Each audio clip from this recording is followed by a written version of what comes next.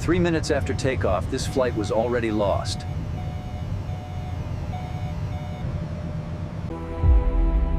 In the early hours of the morning, the Red Sea is completely black. High above the water, a Boeing 737 is climbing away from the Egyptian coast. It is just after 4 in the morning at Sharm El Sheikh International Airport. On board are 135 passengers, most of them French tourists returning home after the holidays. High above the water, a Boeing 737 is climbing away from the Egyptian coast. Inside the cabin, passengers settle in for what they believe will be a routine journey. In the cockpit, the flight crew prepares for departure, following standard procedures. At the controls is a highly respected pilot with thousands of flight hours, but limited experience on this aircraft type. Beside him sits a much younger first officer, still early in his commercial flying career. At 4:40 a.m., the aircraft is pushed back from the gate.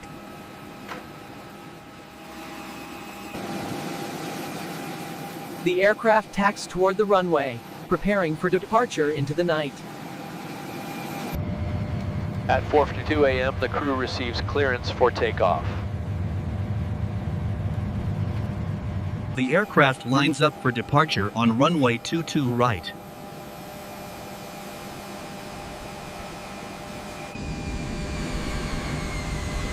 Moments later, the aircraft rotates and lifts into the night. The captain advances the throttles, committing the aircraft to flight.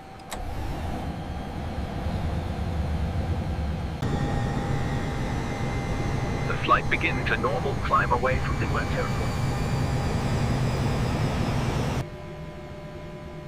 From this moment on, the pilots must rely entirely on their instruments.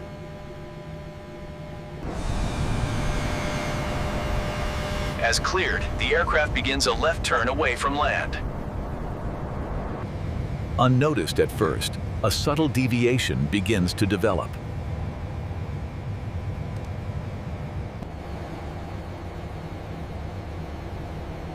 Inside the cockpit, the aircraft appears to be performing normally. Within seconds, all outside visual references disappear. As the aircraft climbs, the captain calls for the autopilot. The first officer engages the autopilot.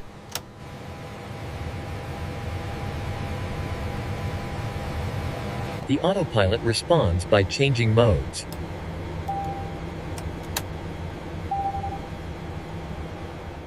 But the captain does not release the controls.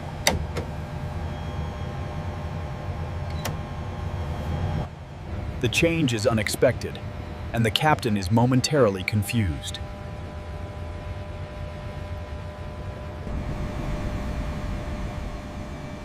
Almost imperceptibly, the aircraft begins to roll to the right. Moments later, the autopilot disconnects entirely.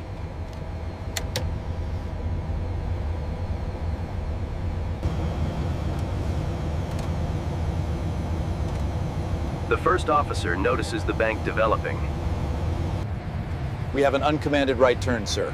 The aircraft is banking hard. The right bank continues to increase, unnoticed by the pilot flying. The instruments clearly indicate a steepening bank.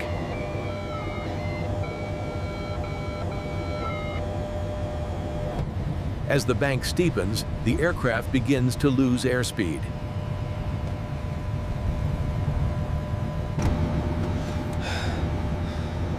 What the captain feels no longer matches what the instruments show.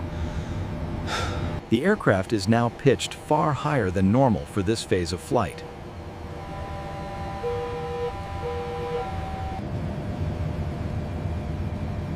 In total darkness, the human senses can be dangerously misleading. Bank angle.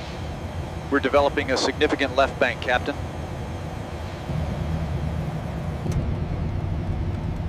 A steep authority gradient prevents more decisive action. The aircraft is now approaching a critical bankrate.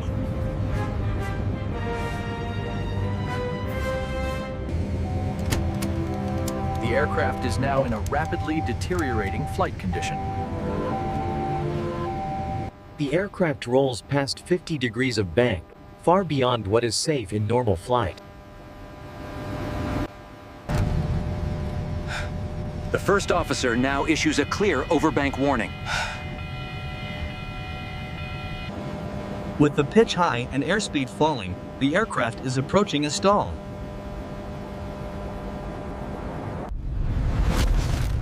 The wings lose lift.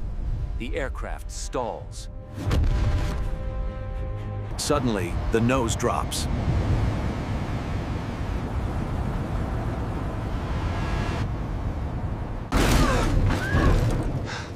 Inside the cockpit, the sudden motion is shocking. In the cabin,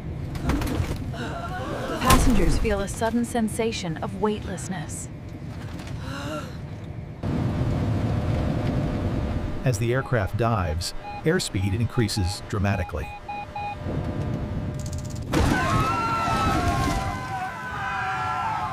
Within seconds, panic spreads through the cabin. A ground proximity warning sounds, indicating the aircraft is dangerously close to the sea. In the final moments, the crew attempts a desperate recovery.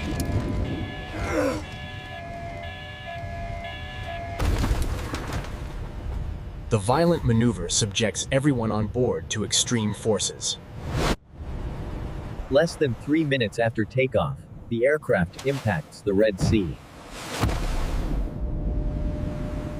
There is no reason altitude left to recover. As daylight breaks, the sea reveals no sign of the aircraft. Egyptian authorities launch an extensive search operation.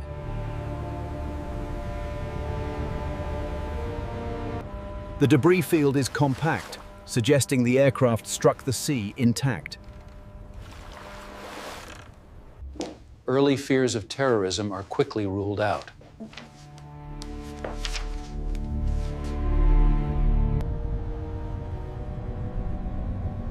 The wreckage lies more than 3,000 feet below the surface.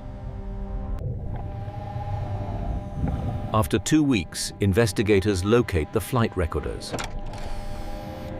The recorders are brought to the surface for analysis.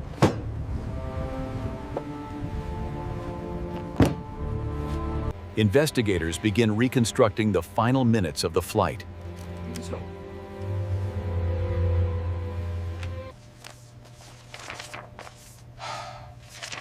Crucial maintenance records were lost with the aircraft. Egyptian, American, and French investigators work side by side. The data points toward a loss of control shortly after takeoff.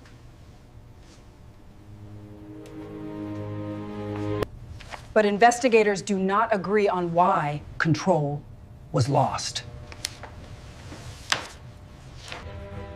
American and French investigators focus on spatial disorientation and crew coordination. Egyptian investigators consider possible mechanical explanations. The investigation will ultimately conclude without a single agreed cause. 2 years after the crash, the final report is released.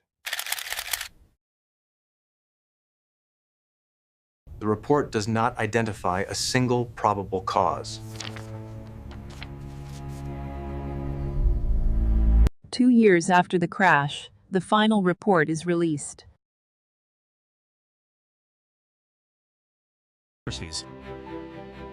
American and French investigators formally disagree with Egypt's conclusions. For the families, the lack of clear answers only deepens the loss. Within months, Flash Airlines ceases operations. Attention turns to the airline's broader safety practices. Crew resource management training becomes a global standard. The crash helps accelerate changes in airline oversight across Europe. The tragedy highlights how small factors can combine with devastating consequences. A memorial stands as a reminder of those who never returned home. A memorial stands as a reminder of those who never returned home. Aviation safety is written in lessons learned from tragedy. The cockpit voice recorder captures confusion, hesitation, and missed opportunities. The cockpit voice recorder captures confusion, hesitation, and missed opportunities. At night over water, the human senses can convincingly lie. At night over water, the human senses can convincingly lie.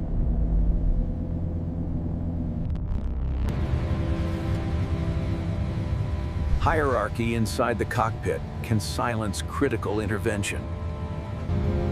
Today, crew members are trained to challenge and intervene without hesitation.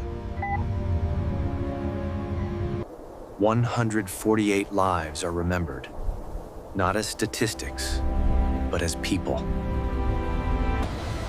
Every aviation accident reshapes how the next flight is made safer.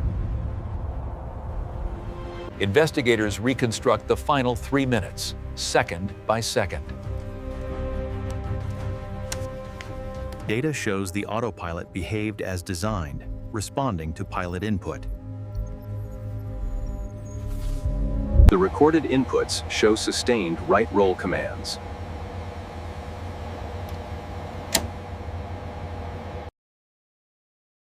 Training standards at the time did not empower junior pilots to take control. The flight took place during the body's natural low point for alertness. With no visible horizon, pilots must rely entirely on instruments. Key training elements now considered essential were not mandatory at the time. Understanding what went wrong is the first step toward preventing it from happening again. The crash fits a pattern seen in other night departure accidents. Modern cockpits reflect lessons learned from past tragedies. Investigators identify a critical window where recovery was still possible. Simple, decisive control inputs could have stabilized the aircraft.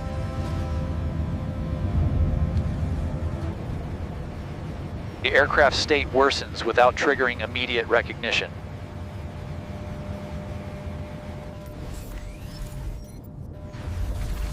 Autopilot systems are designed to disconnect when inputs conflict. The observer pilot watches events unfold from behind the crew. Altitude begins to drop as the aircraft departs controlled flight. Overbank. The first officer issues a final warning. Overbank!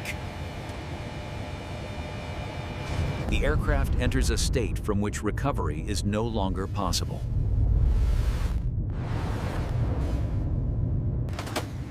In the cabin, passengers sense that something is wrong. The data ends abruptly, leaving only analysis and reflection. The aircraft's energy state shifts beyond recoverable limits. At extreme bank and pitch, Normal aerodynamic control no longer applies.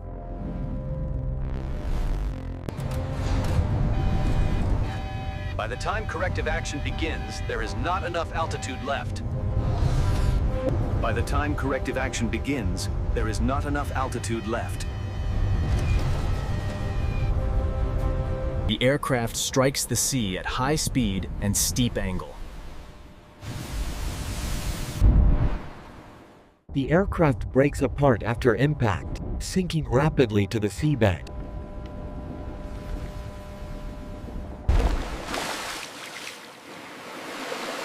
The sea quickly returns to silence. All 148 people on board are lost.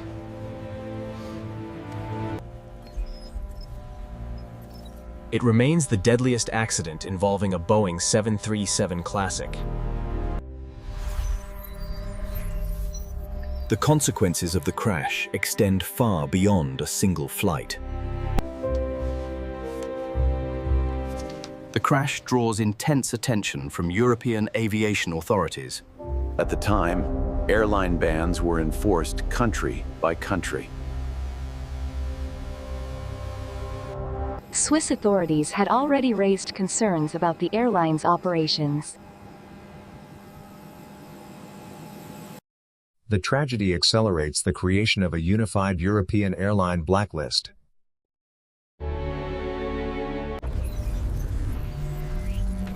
Under the new system, one ban applies across the entire Union. Airlines worldwide take note of the changing regulatory landscape. Crew resource management training becomes mandatory in many regions. I have the controls. Your controls. Modern cockpits emphasize shared responsibility over hierarchy. Understanding the past is how aviation protects the future.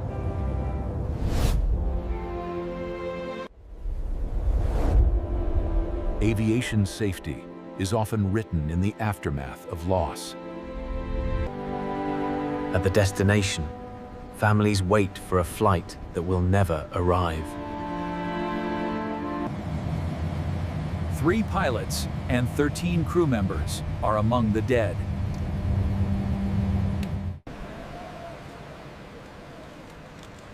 The loss resonates far beyond the crash site. Investigators do not fully agree on or telling reveal on what caused the crash.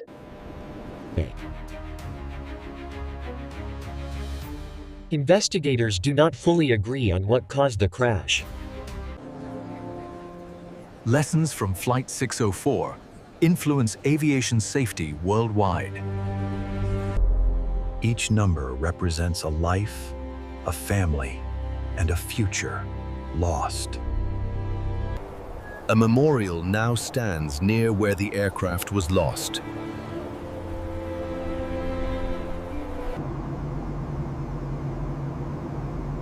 Aviation learns, adapts, and moves forward because